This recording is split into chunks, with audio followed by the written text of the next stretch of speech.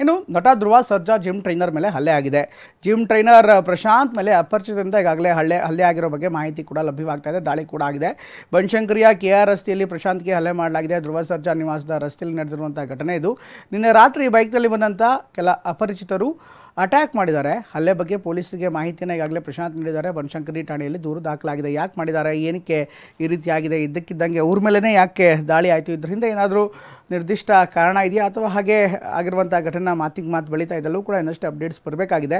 Of course celebrity ಆಗಿರುವಂಥ ಕಾರಣಕ್ಕೋಸ್ಕರ ಧ್ರುವ ಸರ್ಜಾ ಅವರ ಕಾರಣಕ್ಕೋಸ್ಕರ ಈಗ ಅವರ ಟ್ರೈನರ್ ಮೇಲೆ ಈಗ ಹಲ್ಲೆ ಆಗಿರುವಂಥದ್ದು, ದಾಳಿ ಆಗಿರುವಂಥದ್ದು ಕೂಡ ಬಹುಮುಖ್ಯ ಪಾತ್ರವನ್ನು ವಹಿಸ್ಕೊಳ್ಳುತ್ತೆ. ಏನಾಗುತ್ತೆ, ಕಾನೂನು ಮತ್ತು ಸುವ್ಯವಸ್ಥೆಗೆ ಸಂಬಂಧಪಟ್ಟಂತೆ ಪೊಲೀಸರು ನಿರ್ಧಾರವನ್ನು ಮಾಡ್ತಾರೆ.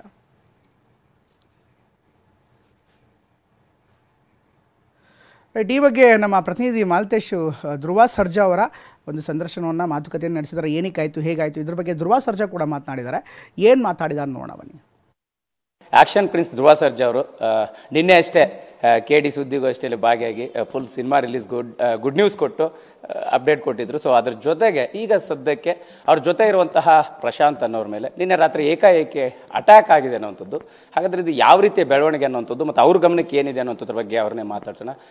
ಧ್ರುವ ಅವರೇ, ಸಹಜವಾಗಿ ಅಂದರೆ ನಿನ್ನೆ ಎಲ್ಲ 2 ಸಿನಿಮಾ ಅನೌನ್ಸ್ ಆಗಿದ್ದು, ಗುಡ್ ನ್ಯೂಸ್ ಕೊಟ್ಟಿದ್ರಿ. ಬಟ್ ಇದ್ರ ನಡುವೆ ನಿಮ್ಮ ಜೊತೆ ಇರುವಂತಹ ಪ್ರಶಾಂತ್ ಅವ್ರ ಮೇಲೆ ರಾತ್ರಿ ಅಟ್ಯಾಕ್ ಆಗಿರ್ತಕ್ಕಂಥದ್ದು, ಮಚ್ಚಿಂದ ಹಲ್ಲೆ ಮಾಡಿದ್ದಾರೆ ಅನ್ನೋವಂಥದ್ದು, ಹಾಕಿ ಸ್ಟಿಕ್ ತೊಗೊಂಡೆಲ್ಲ ಹೊಡೆದಿದ್ದಾರೆ ಅನ್ನೋಂಥ ಮಾಹಿತಿ ಸದ್ಯಕ್ಕೆ ನಮಗಿರುವಂಥದ್ದು. ನಿಮಗೆ ಎಷ್ಟೊತ್ತಿಗೆ ಘಟನೆ ಗೊತ್ತಾಯಿತು? ನೀವು ಕೂಡ ಜಸ್ಟ್ ಮನೆಗೆ ರೀಚ್ ಆದ್ರಿ, ಅಲ್ಲಿಂದ ಜಸ್ಟ್ ಮೂವ್ ಆದ್ರಿ ಅನ್ನೋವಂಥ ಮಾಹಿತಿ. ಹಾಗಾಗಿ ನೆನ್ನೆ ಪ್ರಶಾಂತ್ ಅವ್ರು ನನ್ನ ಜೊತೆಗೆ ಇದ್ದರು. Actually is my friend. ಮುಂಚೆ ಟ್ರೈನ್ ಮಾಡ್ತಾಯಿದ್ರು ಫ್ರೆಂಡು. ಓಕೆ, ಎವ್ರಿಥಿಂಗ್ ಇಸ್ ಆಯಿತು, ಸೆಕೆಂಡ್ರಿ. ಬಟ್ ಪ್ರೈಮರಿ ಏನು ಅಂದರೆ ನೀವು ಹೇಳಿದ್ದೆಲ್ಲ ನಿಜಾನೇ, ನಮಗೂ ಲೇಟಾಗಿ ಗೊತ್ತಾಗಿದ್ದಿತ್ತು. ಆ್ಯಂಡ್ ಆಲ್ಸೋ ಇದರಿಂದ ಅವ್ರದ್ದೇನು ಪರ್ಸ್ನಲ್ ಇರುತ್ತೋ, ನಿಮ್ಮ ಬಗ್ಗೆ ಎಷ್ಟು ಬೇಕೋ ಅಷ್ಟೇ ಕೇಳಬೇಕು. ಅವ್ರವ್ರದ್ದು ಏನೇನು ಪರ್ಸ್ನಲ್ ಇರುತ್ತೋ ಅವ್ರನ್ನೇ ಕೇಳಬೇಕು. ಅವ್ರನ್ನ ಕೇಳಿದಾಗ ಮಾತ್ರ ನಮಗೆ ಗೊತ್ತಾಗೋದು. ಏನೇ ಆದ್ರೂ ಅವರು ನಮ್ಮ ಹುಡುಗನೇ. ಬಟ್ ಯಾರಿದ್ರೂ ಇದರಿಂದ 100% ಕಂಡುಹಿಡಿತೀವಿ. Will come back with an answer.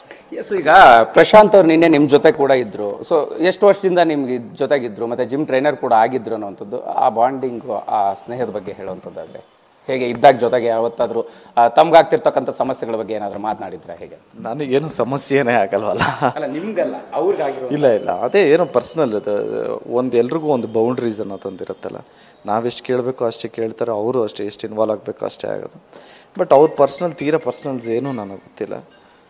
But ಏನೇ ಆದರೂ bottom line, he is my boy, ನಮ್ಮ ಹುಡುಗ ಅಲ್ವಾ. ಸೊ ಏನಾದರೂ ನಾನು ಜೊತೆಗಿರ್ತೀನಿ. ಈಗ ಎಷ್ಟೊತ್ತಿಗೆ ಘಟನೆ ಆಯಿತು, ನಿಮ್ಗೆ ಎಷ್ಟೊತ್ತಿಗೆ ಗಮನಕ್ಕೆ ಬಂತು? ನೀವು ಮುಗಿಸಿ ಜಸ್ಟ್ ಮನೆಗೆ ಹೋಗ್ತಾ ಇದ್ರಿ, ನಿಮ್ಮ ಕಾರಲ್ಲೇ ಅವ್ರು ಇದ್ರು, ಅದನ್ನೆಲ್ಲವನ್ನೂ ಕೂಡ ಕಾಯ್ಕೊಂಡು ಅವ್ರು ಅಟ್ಯಾಕ್ ಮಾಡಿದ್ರು ಎದುರಾಳಿಗಳು ಅನ್ನುವಂಥದ್ದು ಹೇಗೆ ಅಂತ? ಇಲ್ಲ ಬ್ರೋ, ಇದೆಲ್ಲ ನೀವು ತೀರಾ ಇನ್ವಾಲ್ವ್ ಆಗಿ ತೀರಾ ಏನೇನೋ ಕುಕ್ಡ್ ಅಪ್ ಸ್ಟೋರೀಸ್ ಎಲ್ಲ ಬೇಡ. ಅದೇ ನಾನು ಅವ್ರಿಗೆ ಹೇಳ್ದಂಗೆ ಅದು ಅವ್ರನ್ನೇ ಕೇಳಬೇಕು. ಆ್ಯಕ್ಚುಲಿ ನಮಗೆ ಈ ವಿಷಯ ಗೊತ್ತಾಗಿದ್ದು ನನಗೆ 10 ಗಂಟೆಗೆ, ಒಂದು 9:50 ಆಗಿರ್ಬೋದು. ನನಗೆ 10 o'clock ಗೊತ್ತಾಯಿತು. ಅದಾದಮೇಲೆ ಏನು ಈಸ್ ಫೈನ್. ಏನು ಸಮಸ್ಯೆ ಆಗಿತ್ತು? ಯಾಕಂದ್ರೆ ಅಟ್ಯಾಕ್ ಮಾಡುವಂತಹ ಸಂದರ್ಭ ಯಾಕೆ ಸೃಷ್ಟಿ ಆಯಿತು ಅನ್ನೋಂಥದ್ದು, ಅದು ಕೂಡ ನಿಮ್ಮ ಜೊತೆಗೆ ಇರ್ತಾರೆ ಅನ್ನೋಂಥದ್ದು ಗೊತ್ತು. ನಿಮ್ಮ ಏರಿಯಾಗೆ ಬಂದಂಥ ಸಂದರ್ಭದಲ್ಲೇ ಆಗಿರುವಂಥದ್ದು ಯಾವ ರೀತಿಯ ಬೆಳವಣಿಗೆ ಅನ್ನೋಂಥ ಕಾರಣ ಆಗುತ್ತೆ. ಹಾಗಾಗಿ ನಾವು ಯಾವ ಥರ ಬೇಕಾದರೂ ಯೋಚನೆ ಮಾಡ್ಬೋದು ಇದನ್ನು, ಅಲ್ವಾ? ಯಾರು ಅಂತ ಗೊತ್ತಾಗೋವರೆಗೂ ನಾವು ಹೆಂಗೆ ಬೇಕಾದರೂ ಯೋಚನೆ ಮಾಡ್ಬೋದು. ಸೊ ಅವ್ರವ್ರ ದೃಷ್ಟಿಕೋನ, ಅವರು ಇಟ್ ಈಸ್ ಅದು their point of view. But ನನ್ನ point of view it's completely ಅವ್ರದ್ದೇನೋ ಪರ್ಸ್ನಲ್ ಅಂತ ಒಂದು ಫೀಲ್ ಇದೆ. ಯಾಕಂತಂದ್ರೆ ಸಹಜವಾಗಿ ಒಬ್ಬ ಸೂಪರ್ ಸ್ಟಾರ್ ಅಂದಾಗ ಸ್ಟಾರ್ ವಾರ್ಗಳು, ಫ್ಯಾನ್ ವಾರ್ಗಳು ಇವೆಲ್ಲವನ್ನು ಕೂಡ ಒಂದು ಹಂತಕ್ಕೆ ನೋಡಿರ್ತೀವಿ.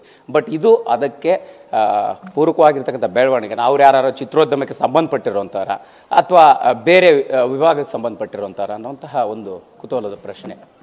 ಇಲ್ಲ, ಇಷ್ಟು ಚೀಪ್ ಆಗಲ್ಲ, ಯಾರೂ ಟ್ರೈ ಮಾಡಲ್ಲ. ಆ್ಯಂಡ್ ಆಲ್ಸೋ ಅಷ್ಟು ಧೈರ್ಯನೂ ಯಾರಿಗೂ ಇಲ್ಲ. ಸೊ ಏನು ತಲೆ ಕೆಡಿಸ್ಕೊಂಬಿಡಿ ಬ್ರೋ. ಸದ್ಯಕ್ಕೆ ಹೇಗಿದ್ದಾರೆ ಪ್ರಶಾಂತ್? ನಿಮ್ಮ ಜೊತೆ ಏನು ಮಾತಾಡಿದ್ದಾರಾ, ಏನು ಹೇಳಿದ್ರು, ಯಾವ ಕಾರಣಕ್ಕೆ ಇರ್ಬೋದು ಅನ್ನೋಂಥದ್ದು, ಅಥವಾ ಅವ್ರಿಗೆ ಅಟ್ಯಾಕ್ ಮಾಡಿರುವಂಥವ್ರ ಬಗ್ಗೆ ಅವ್ರಿಗೆ ಗಮನಕ್ಕಿದೆಯಾ, ಅವ್ರು ಯಾರು ಅನ್ನೋವಂಥದ್ದು, ಮತ್ತು ಪೊಲೀಸ್ ಸ್ಟೇಷನ್ಗೆ ದೂರು ದಾಖಲುವಂಥ ಕೆಲಸ ಆಗಿದೆ ಹೇಗೆ ಅಂತ? ಇಲ್ಲ, ಇಟ್ ಈಸ್ ಕಂಪ್ಲೀಟ್ಲಿ ಮೇಲ್ನೋಟಕ್ಕೆ ಇಟ್ ಈಸ್ ಪಕ್ಕ ಪ್ರೀ ಪ್ಲ್ಯಾಂಡ್ ಅಂತ ಅನ್ಸುತ್ತೆ. ಹೆಲ್ಮೆಟ್ ಹಾಕೊಂಡು ನಂಬರ್ ಪ್ಲೇಟ್ ಇಲ್ಲದೆ ಬಂದಿರೋದು ಅಂದಾಗ it is completely pre planned ಅಂತ ಒಂದು ಫೀಲು. ಅವ್ನು ಕೇಳಿದಾಗ ಏನೂ ಆಗಲ್ಲ ಬಾಗುರು, ಏನಾಗತ್ತೆ ತಿರ್ಗಾ ನೋಡೋಣ ಅನ್ನಂಗೆ ಇದ್ದ ನಮ್ಮ ಹುಡುಗನು. ಸೊ ಇದೆಲ್ಲ ಏನಿಲ್ಲ, ಅದು ನಮಗೆ ಯಾರು ಅನ್ನೋದು ಗೊತ್ತಾಗಬೇಕು ಅಂದರೆ ನಾನು ಆಗಲೇ ಹೇಳ್ದಂಗೆ ಇದೊಂದು ದೊಡ್ಡದು ಮಾಡಿದೆ ಬಿಟ್ಟರೆ ಇನ್ನೊಂದು ಸರಿ ಬರ್ತಾರಲ್ಲ ಕಂಪ್ಲೀಟಾಗಿ ನಿಮಗೆ ಮಾಹಿತಿ ಸಿಗುತ್ತೆ. ಆ್ಯಂಡ್ ಆಲ್ಸೋ ಇವಾಗ ಬಂದಿರೋದಕ್ಕೆ ನಾವು ವಿಲ್ ಟೇಕ್ ಕೇರ್. ಈಗ ನಿಮಗೇನಾದ್ರು ಮಾಹಿತಿ ಇದೆಯಾ ಅಥವಾ ಪ್ರಶಾಂತ್ ಅವ್ರನ್ನ ಐಡೆಂಟಿಫೈ ಮಾಡುವಂಥ ಕೆಲಸ ಏನಾದ್ರು ಆಗಿದೆಯಾ? ಅವ್ರೇನಾದ್ರು ಹೇಳಿದ್ರಾ ಹೇಗೆ ಅಂತ? ಗುರು ಹೆಲ್ಮೆಟ್ ಹಾಕೊಂಡಾದ್ಮೇಲೆ ಹೆಂಗೂರು ಐಡೆಂಟಿಫೈ ಮಾಡೋಕ್ಕಾಗುತ್ತೆ. Thank you Jaya. ಫೈನಲಿ ಈ ಪ್ರಕರಣನ ಅಂದರೆ ಪೊಲೀಸ್ ಸ್ಟೇಷನ್ಗೆ ದೂರ ದಾಖಲಾಗುವಂಥ ಕೆಲಸ ಆಗಿದೆಯಾ? ಯಾವ ರೀತಿ ತನಿಖೆಗೆ ನೀವು ಸಹಕಾರ ಕೊಡುವಂಥದ್ದು? ನಿಮ್ಮ ಜೊತೆಗಿರೋಂಥ ಸ್ನೇಹಿತರು ಜಿಮ್ ಟ್ರೈನರ್ ಕೂಡ ಆಗಿದ್ರು ಅನ್ನೋದು. ಹಾಗಾಗಿ ನಮ್ಮದು ಹಿಂಗೆ ಅಫ್ಕೋರ್ಸ್ ಅಲ್ಲ, ಫ್ರೆಂಡ್ಸ್ ಅಂದರೆ ಜೊತೆಗೆ ಇದ್ದೇ ಇರ್ತೀವಿ. More than A trainer is my friend ಅಂತ ಹೇಳೋದಕ್ಕೆ ಇಷ್ಟಪಡ್ತೀನಿ. Everybody are taking care, so don't worry at all. ನನಗೇನಾದರೂ ಕೇಳಂಗಿದ್ರೆ ದಯವಿಟ್ಟು October 11 ಮಾರ್ಟಿನು ಡಿಸೆಂಬರ್ KD 2 ಕೇಳಿ. Thank you.